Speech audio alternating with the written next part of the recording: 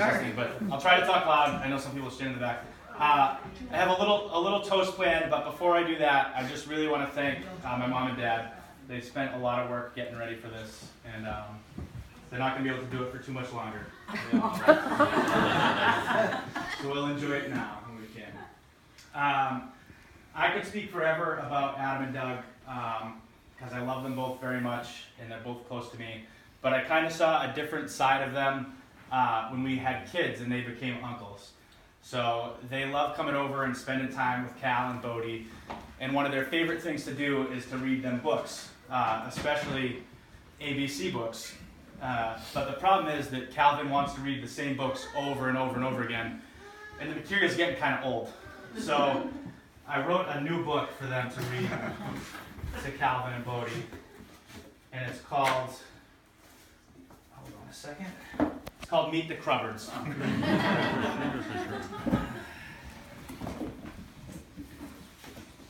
A is for Adam, an incredible guy with a lot of talent.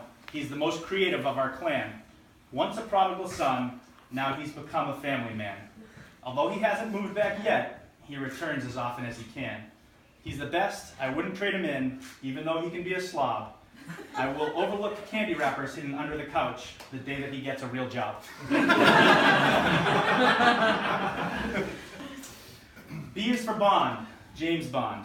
A character both boys love, except George Lazenby's portrayal, that's absurd. Be free. No matter who's your favorite Bond, remember one thing, always shaken, never stirred. C is for Chicago. A trip to the Windy City, but with a surprise in store. I don't know all the details, but I know one thing for sure. Doug said yes to Adam beneath a dinosaur. D is for Doug. A jack of many trades, a woodsman, and a scout. He also knows more about technology than we could ever figure out. He loves both film and music, but one thing sets him more apart. He did what no one else could do. He won my brother's heart. E is for Emily, a sister-in-law unlike any other, who shares the exact same birthday as Doug. She hardly reacts or complains when Adam's passed out naked on our bathroom rug.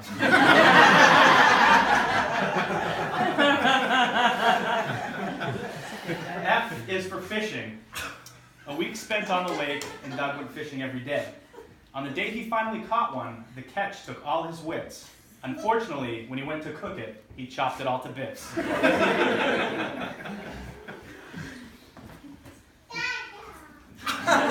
buddy. G is for gay. Princess Leia, Ellen Ripley, and Galadriel. These guys aren't trying to knock. No offense to any women. Adam and Doug just prefer Spock.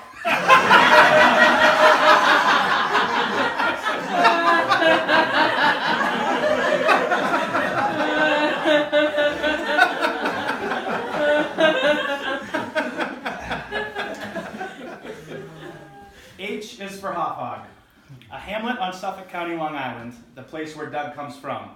He's told us all about it, about his dad and mom, about his brother Ben, and about Nicole, who is Ben's wife.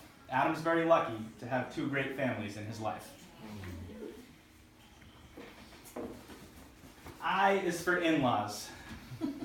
Well, Doug, you're part of the family. To this is what you've married in. If you've learned anything at all, just keep giving Joanne her gin. David can be hard to read. Sometimes he's grumpy, it's true. But both of them are so far over the moon that you're officially part of our crew. I don't know.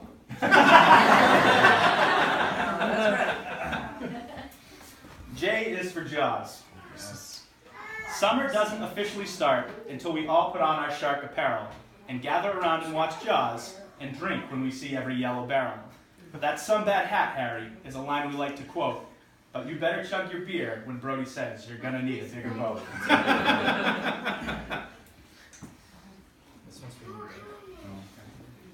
K is for Kids Barbecue Championship. Obscure much? A program that Doug used to edit, and I have to give him a lot of credit. How many steaks can you watch Kid destroy? It's a TV show that no one can enjoy. But rather than beat up every kid he ran into, Doug took out his anger when he enrolled in jiu-jitsu.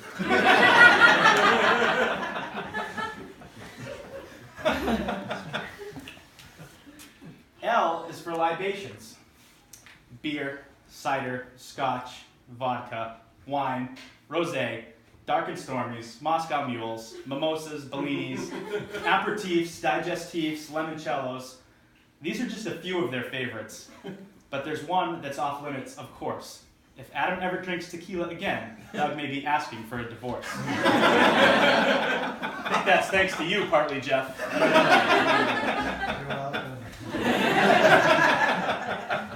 M is for money. They don't have any.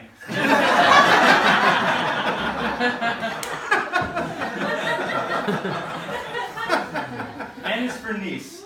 She made you both uncles before Calvin and Beau. Don't forget about Willow. She wants you to know. She gets so excited to see you whenever you show, and still cries like a baby whenever you go. Big girl.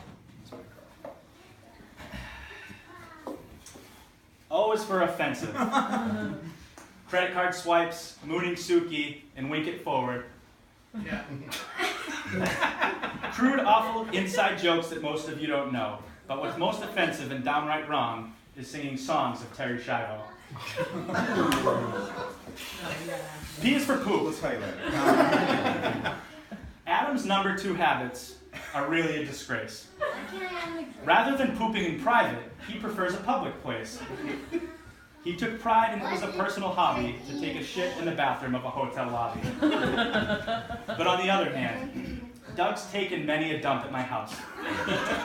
And I've never seen him so dejected and sad as when I had to get out the plunger and plunge because he clogged the toilet so bad.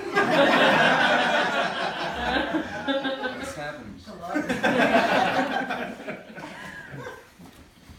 Q is for Queens. Queens is where Adam and Doug now reside. After dating for many a year, they finally got an apartment together, and they named it the Final Frontier. R is for rich. We're not rich. Please refer to letter M. S is for science fiction. Prometheus was their very first date, although it's a movie I personally hate. For bringing them together, we have to thank Ridley Scott. Without that bad film, would they be in this spot? They definitely would. That's truth, not prediction, because they're made for each other, like science and fiction.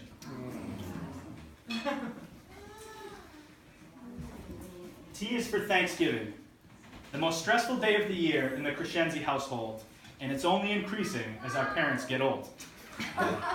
Everyone does something and tries to pitch in, but it's Adam and Doug that now run the kitchen. So this year, be thankful for these two on the best holiday, and just fucking move when they say get out of the way.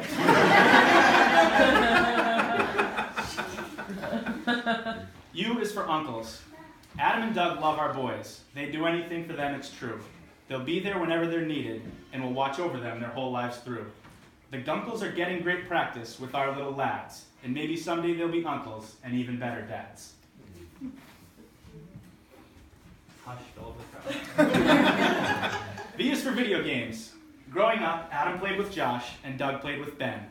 Now we're not children, we've all become men. And so what if we still play video games with our brothers? Sometimes we even play with our significant others. W is for wedding. A wedding is the reason that all of us are here. And after 3 more letters, we'll lift our glasses and we'll cheer. Then all the talk is done and all the food's been tasted. Someone set up Flip Cup. Let's get Betsy wasted.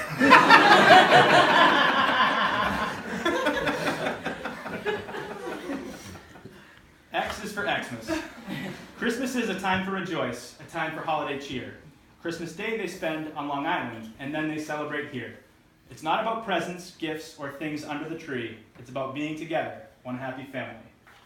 I still want gifts. You like presents too. Yeah. Presents are fun. Y is for you, for all of you. These guys are so lucky they have all of you. I can't list all by name, but it's so great that Jill, Kara, Brendan, Dan, Jeff, Rob, and Jessica actually came. With such a great group of family and friends, I hope that your support for Adam and Doug never ends. And this one has an addendum. How about Lauren Hester? She's a fucking all-star. I can't believe she came from so very far. She definitely wins the award for best cousin ever. Sorry, that means you're in second place, Trevor. Z is for Zelda, a terrifying character from the scariest book. After reading Pet Sematary, both Adam and Doug were shook. But something scared them worse than that. It scared them so much more. When I pretended to be Zelda and crawled into their room on the floor. It's something I'll never forget. I laughed so hard I could hurl. Adam almost wet his pants, and Doug screamed like a 4-year-old girl.